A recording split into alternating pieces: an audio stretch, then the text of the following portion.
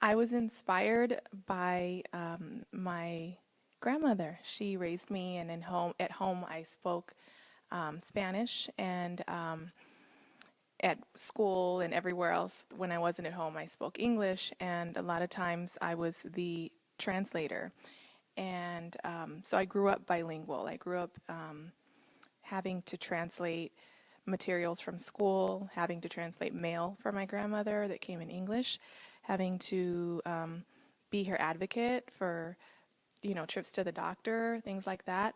So I was very good at navigating between the two languages, and I felt that it would be nice to be able to provide something in both languages so that a story or information or resources can be shared between generations, like the way I grew up, or between friends that were from having that had different languages that could one wanted to learn the other's language. So that's what inspired starting a bilingual magazine, and just my love of Long Beach. I grew up in Long Beach. I grew up doing things from a early age. I have great memories of going to the beach, and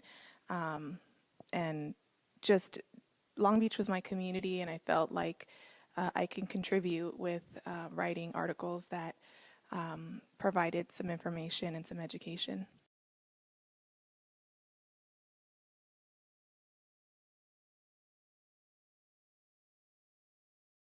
Well, I'd like them to just kind of feel connected with their community and know what's happening. I have a great calendar section, and so I invite people to go to these events in the community so that they can get to know who their neighbors are and get to know um, all the wonderful things that our city offers.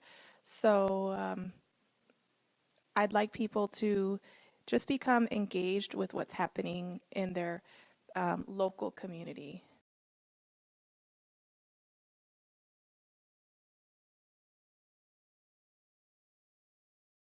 Well, I definitely couldn't have done it without the community, without partners that have help to pay for it, because it's a free magazine, and so people, anyone could just pick it up and walk away with it and take it. So the way that I'm able to pay for the paper is by advertisers that decide that they are committed to the same mission, which is to serve the people of Long Beach by giving them, useful information.